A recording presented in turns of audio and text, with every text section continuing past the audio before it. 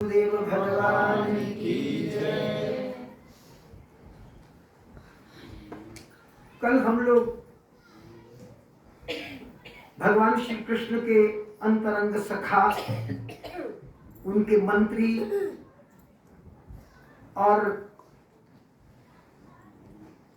परम ज्ञान आत्मा उद्धव जी की चर्चा कर रहे थे गोपियों के संदर्भ में। मेरे गुरुदेव एक बात कहा करते हैं कि महाभारत एक ऐसा ग्रंथ है जिसमें एक भी पात्र भगवान के विरुद्ध, वहां दुर्योधन भी भगवान के विरुद्ध नहीं है। अगर आप उसे मंथन करके समझें, वहां धृतराष्ट्र भी भगवान का विरोधी नहीं है। सारे पात्र दिव्य हैं, अलौकिक हैं। महाभारत का युद्ध लगभग पूर्ण हो चुका था। सेनाएं अभी अपने अपने शिविरों में थी।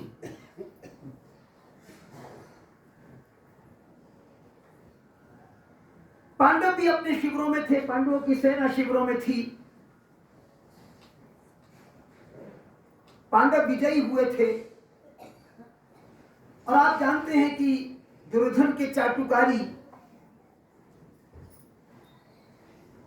गुरु द्रोण के पुत्र, द्रोणाचार्य जी के पुत्र अश्वत्थामा को इस बात का बहुत कष्ट था, दुख था कि जिसकी वो चाटुकारिता करते हैं, विजय तो उनकी होनी चाहिए थी। वो प्रायः अपने पिता से कहा करते थे, तुम्हारी विचारधारा का युग समाप्त हो चुका है, अब तो युग उसका है जिसका संबंध राज सत्ता से है, वही सुख का उपभोगी है। इसलिए राज सत्ता से जुड़ना चाहिए। भले आप पांडवों के गुरु रहे तो क्या हुआ, हमें तो पदार्थ मिलेगा, हमें तो सब कुछ मिलेगा राज सत्ता से। इसलिए दुर्योधन के चाटुकारी थे। उधर भगवान कृष्ण सर्वज्ञ परमात्मा, अनंत कोटि ब्रह्मांड नायक, अपनी लीलाओं को विधि रूप से प्रतिपादित करने वाले पांचों पांडवों द्रौपदी, कुंती आदि को ले गए एक अन्य नगर में। सेना जहां विश्राम कर रही थी, पांडवों के पुत्र वहीं थे, द्रौपदी के पांचों पुत्र वहीं थे। द्रोणाचार्य का पुत्र अश्वत्थामा आधी रात में आया और शिविर में आग लगाकर षड्यंत्र से चला गया, अग्निकांड कर डाला। सोते हुए शिविर में आग लगी थी।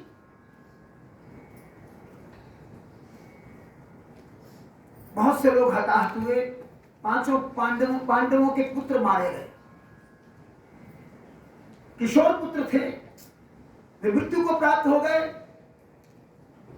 भगवान ने ऐसे सुना जैसे अनजान हो। पांचों पांडवों को लेकर, द्रौपदी को लेकर वहां पहुंचे।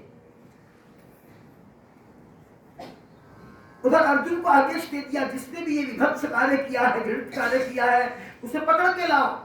वो निश्चित ही बंध के योग्य है, उसका वध हो जाना चाहिए।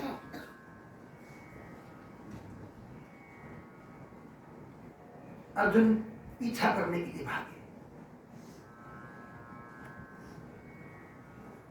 अश्वत्थामा प्रसन्नता से अग्निकांड के बाद लौट रहा था।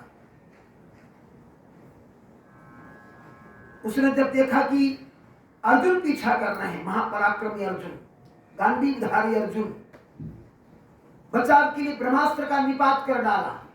भगवान ने आज्ञा दी, इसके ब्रह्मास्त्र को निरस्त करो अर्जुन, ब्रह्मास्त्र चलाओ। भगवान की आज्ञा से अर्जुन ने ब्रह्मास्त्र का वार किया। दोनों ब्रह्मास्त्र टकराए, भीषण ज्वालाएं निकली, मानो प्रलय उत्पन्न हो गई हो। फिर नारद जी और व्यास जी के कहने से अर्जुन ने और अश्वत्थामा ने अपने अपने ब्रह्मास्त्र को वापस बुला लिया। भगवान विनाश नहीं चाहते थे, परंतु उसके ब्रह्मास्त्र को निरस्त करने के लिए अर्जुन को आदेश देना पड़ा, क्योंकि यदि उसका ब्रह्मास्त्र चल जाता तो बहुत विनाश होता।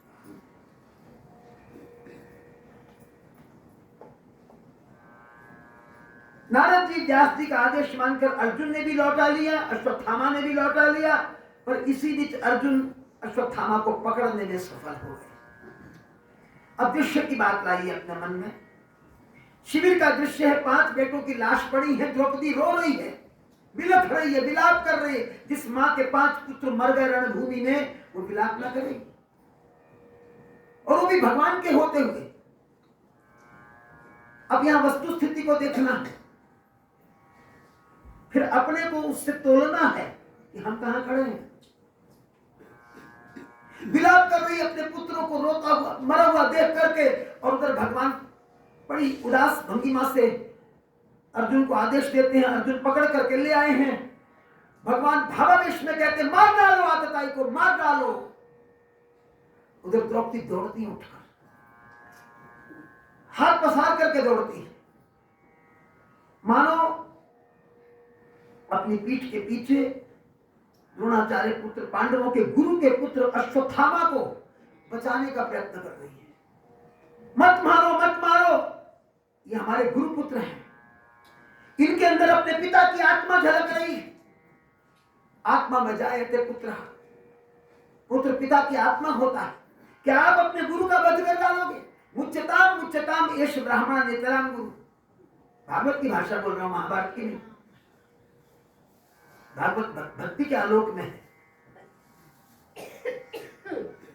द्रौपदी चिल्ला चिल्ला कर कह रही है, मैं अपने पुत्रों के अभाव में बिलख रही हूं, पर द्रोण की पत्नी कृपि ने क्या अपराध किया है कि उसको भी बिलखना पड़ जाए। एक मां निपुती हुई है, अरे दूसरी क्यों हो जाए। ब्राह्मण हैं, जगत के गुरु हैं, आपके शस्त्र गुरु हैं, इसलिए मत मारो, मत मारो। देखो, संत जन इसकी व्याख्या जब करते हैं तो कहा करते हैं, भगवान कृष्ण ने अपनी बात को अपनी प्रेयसी से, अपनी भक्तिनी से कहलवा दिया। अगर ये नहीं कहते कि मार डालो उस आतताई को, तो अर्जुन को शायद उत्साह न मिलता, पकड़ के न ला सकते। परंतु जब द्रौपदी ने यह शब्द कह दिए, तो भगवान ने उसका प्रतिकार नहीं किया। उधर भीम लपक रहे थे कि मुझे छूट दे दो, बस गदा प्रहार से अभी मार डालो। भगवान ने दृश्य को देखा, द्रौपदी बचाने को आतुर है, भीम मार देने को आतुर है, अर्जुन प्रतीक्षा कर रहे हैं आदेश की। नरश्रेष्ठ है ना। उसी समय भगवान चतुर्भुज बन गए। द्विभुज अवतार होते हुए भी विशिष्ट अवसरों पर भगवान चतुर्भुज बने हैं, कृष्ण चतुर्भुज बने हैं। 2 हाथों से बलशाली भीम को पकड़ लिया और 2 हाथों से द्रौपदी को पकड़ लिया। अच्छा, द्रौपदी कोई बलशाली थी जिसको पकड़ने के लिए भगवान के 2 हाथों की जरूरत थी? भीम तो बलिष्ठ थे, परंतु द्रौपदी में ऐसा क्या दैहिक बल था? भगवान कहना चाहते नहीं, जिसके अंदर भक्ति की पराकाष्ठा है, उसके बराबर संसार में बलवान कोई है ही नहीं। भगवान के एक एक कृत्य में संकेत है। उपनिषद का वाक्य है, ना अयम आत्मा बलहीने न लभ्यो, ये बलहीनों को नहीं मिलता। तो क्या है, ये शक्तिशाली वालों को, शक्तिशालियों को मिलता है, पहलवानों को मिलता है, मल्लों को मिलता है। इसका अर्थ है जिनके पास अध्यात्म का बल है, चरित्र का बल है, गुरु कृपा का बल है, कि उनको मिलता है। द्रौपदी को संभाल लिया और अर्जुन से कहा, अर्जुन अब वो करो जिसमें द्रौपदी की बात रह जाए, मेरे आदेश की परिपालना हो जाए और भीम की इच्छा पूर्ण हो जाए। अन्य मनस्क भाव से अर्जुन खड़े हैं भगवान के चरणों में।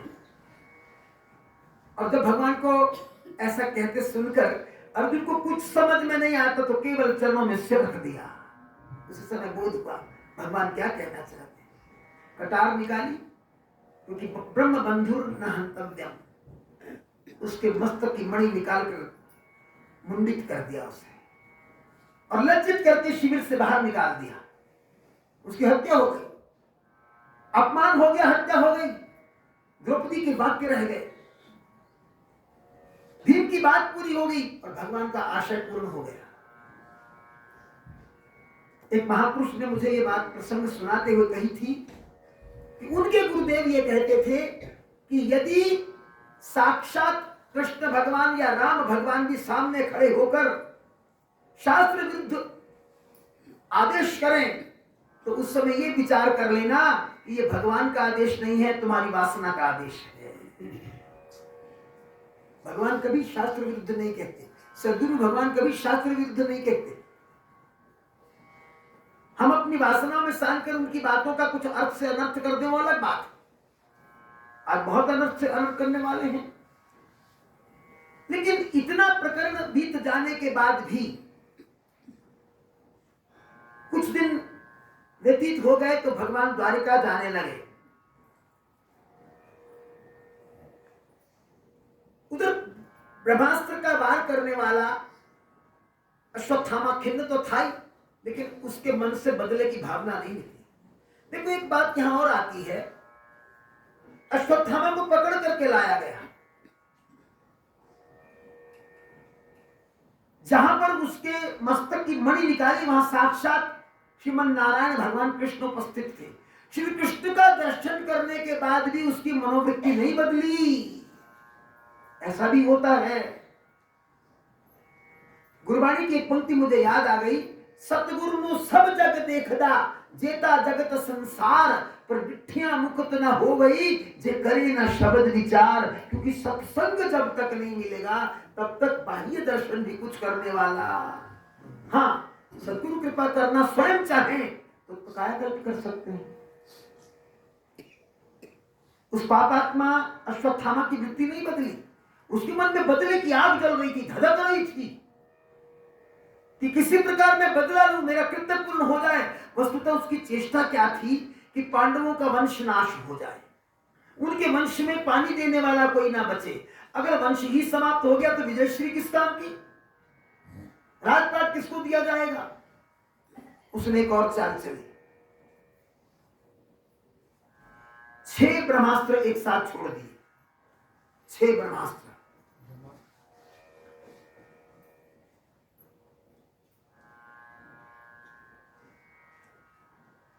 अब वो लोहे के बाण अग्नि की ज्वालाओं से धधकते हुए चले आ रहे हैं। एक उत्तरा के गर्भ पर था और 5 पांडवों पर थे। उत्तरा विराट की पुत्री है, अभिमन्यु की पत्नी है।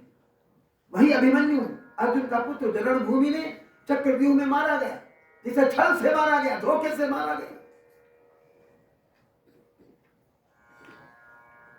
उत्तरा भगवान को पुकारती है, बुलाती है, हा कृष्ण, दौड़ती है भगवान की ओर। भगवान कहते हैं उत्तरा कोई विपत्ति है, तुम्हें किसी विपत्ति ने घेरा है? नहीं प्रभु, मैं विपत्ति में नहीं हूं। भगवान कहते कोई कष्ट आ गया है तुम पर? मेरा कोई कष्ट नहीं है प्रभु।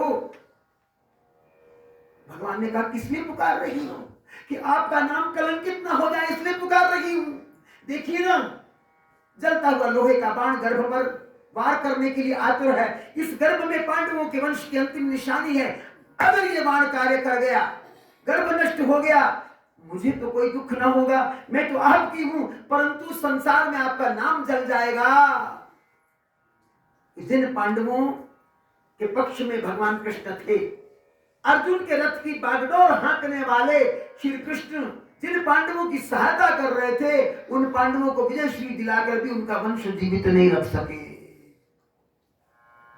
बड़ी अचंभे की बात है, द्रौपदी के 5 पुत्र मरे तब भगवान को कुछ नहीं हुआ। जब ये बात उत्तरा ने कही तो भगवान एकदम से कायाकल्प करते हैं अपना। वो 5 बाण जो पांडवों पर आए थे निरस्त कर डाले। भगवान क्या नहीं कर सकते? सर्वशक्तिमान विभो सर्वेश्वर, अनंत कोटि ब्रह्मांड नायक, क्या नहीं कर सकते? 5 लोहे के जलते हुए बाण निरस्त करने के बाद उन्होंने सूक्ष्म रूप धारण करके उत्तरा के गर्भ में जाकर कवच का कार्य करना प्रारंभ कर दिया। गदा घुमाई और ब्रह्मास्त्र को निरस्त कर डाला। बाल के गर्भ में रक्षा कर डाली, उत्तरा का गर्भ बच गया। ये प्रकरण जितना मधुर है, जितना सुंदर है और सचमुच एक मैं भक्ति की भावना नहीं कहूंगा, भाव नहीं कहूंगा, यहाँ पर उन्मेष उन्मेष जागृत करने वाला है, भावावेश जागृत करने वाला है। तो वो जो भाव था इसका उत्तरा का कि हे प्रभु, मैं अपनी विपत्ति से दुखी नहीं हूं, अपने कष्ट से दुखी नहीं हूं। मैं अगर विलाप कर रही हूं, मैं अगर रो रही हूं, मैं आपको पुकार रही हूं, तो प्रभु इसलिए पुकार रही हूं कि आपके होते हुए यदि पांडवों के वंश की अंतिम निशानी चली गई तो आपका नाम संसार में डूब जाएगा और मुझ भक्ति के लिए असह्य है भगवान।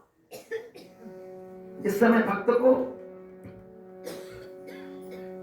अपने स्वार्थ से उठ करके अपने आराध्य की प्रीति में आनंद आता है और उसकी भक्ति को कहीं भी कलंकित होते वो नहीं देखना चाहता है, तब समझना चाहिए कि ऐसा ही भक्त भगवान को प्रिय हो जाता है। उत्तरा ने क्या कहा था उसे मैंने लिपिबद्ध करने की कोशिश की है पद्यात्मक रूप में, तो आइए स्वर मिलाइए, कुछ कहने का यत्न करते हैं।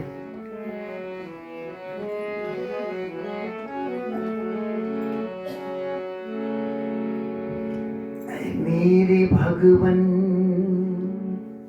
तुम्हारी भक्ति सुनो, तुम्हें क्यों बुला रही है। मेरे भगवन तुम्हारी भक्ति सुनो, तुम्हें क्यों बुला रही है। मेरे भगवन तुम्हारी भक्ति क्यों बुला रही है। न डूब जाए कहीं तुम्हारा, न डूब जाए कहीं तुम्हारा, ये नाम चिंता सता रही है। मेरे भगवन तुम्हारी भक्ति तुम्हें क्यों बुला रही है।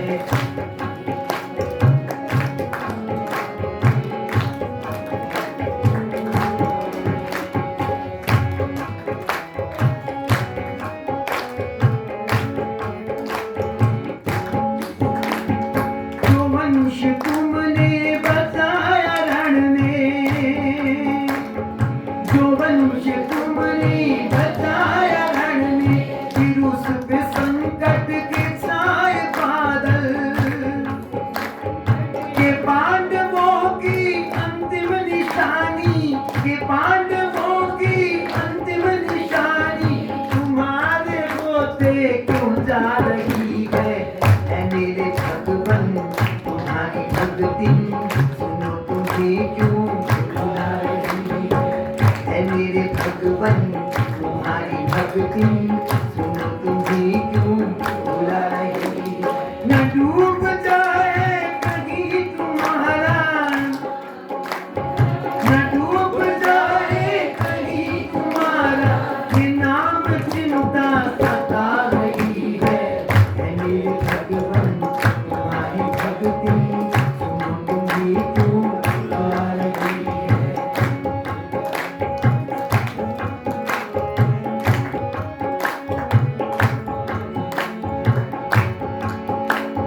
कृपा से अपनी है कृष्ण तुमने, कृपा से अपनी है कृष्ण तुमने, हमें दुखों से पल पल उबारा। कृपा की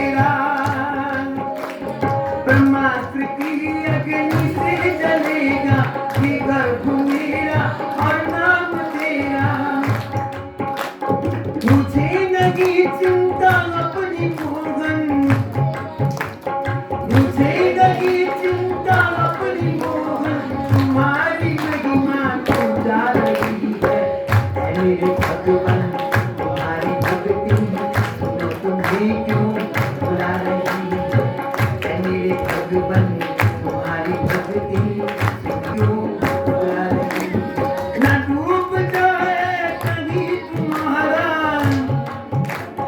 ना डूब जाए कहीं तुम्हारा ये नाम चिंता सता रही है मेरे भगवन तुम्हारी भक्ति तुम्हें क्यों बुला रही है मेरे भगवन तुम्हारी भक्ति तुम्हें क्यों बुला रही है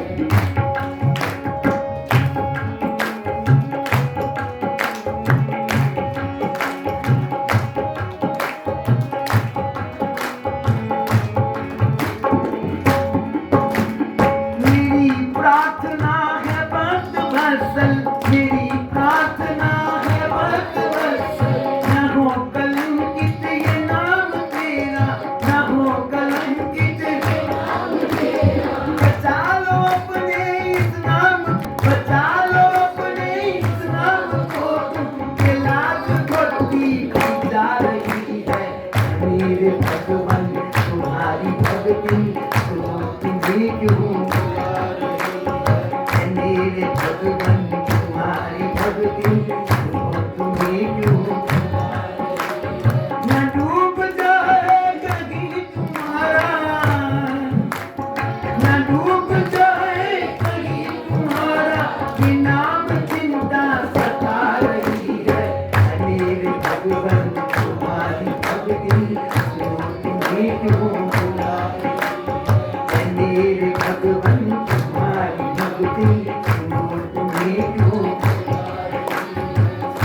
तुम्हें क्यों बुला रही है तुम्हें क्यों बुला रही है तुम्हें क्यों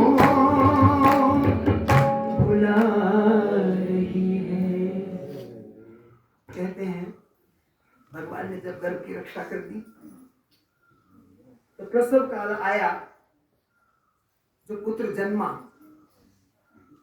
वो पुत्र पांडव वंश के लिए तो बहुत ही प्रसन्नता की बात थी महाराज युधिष्ठिर ने अपने पौत्र के सभी कृत्य करवाए और उधर उसी दिन विदुर जी तीर्थाटन से लौट करके भी आ गए थे तो कहते ब्राह्मणों ने पहले इस बालक का नाम विष्णु राट रखा लेकिन ये जब दरबार में जाता था ना तो एक एक व्यक्ति को घेर कर खड़ा हो जाता था उसका चेहरा दिखने लग जाता था क्योंकि उसको सब में वही दिखाई देता था जिसने गर्भ में रक्षा की थी जैसे गोपियों को पत्ते पत्ते में कृष्ण दिखाई देते थे ऐसे उनको भगवान दिखाई देते थे कृष्ण दिखाई देते थे सबका परीक्षण करने के कारण उसका कालांतर में नाम परीक्षित पड़ गया यही महाराज पांडु वंश के परम योद्धा और परम धार्मिक नरेश हुए फिर इन्हीं के जीवन में ऐसे कुछ प्रसंग आए कि भागवत की कथा रसधार के रूप में प्रकट हुई वाणी को यहाँ भी विश्राम देना पड़ेगा आगे की बात फिर कभी करेंगे बोलो सद्गुरुदेव भगवान की जय।